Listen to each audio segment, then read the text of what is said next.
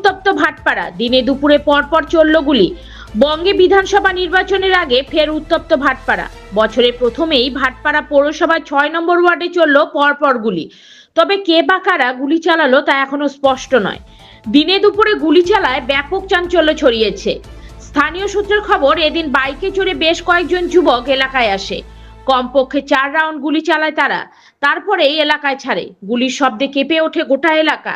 যদিও হতাহতের কোনো খবর পাওয়া যায়নি। খবর পেয়ে ঘটনাস্থলে পৌঁছয় ভাটপাড়া থানার বিশাল পুলিশ বাহিনী।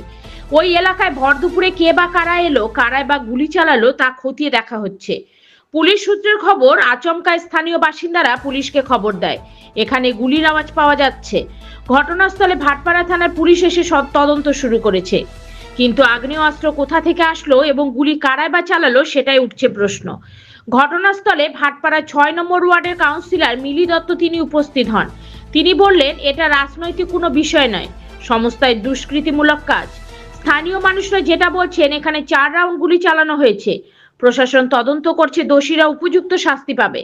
ভাটপাড়া থেকে রিপোর্ট, নিজস্ব প্রতিনিধি, ন্যাশনাল টাইম নিউজ।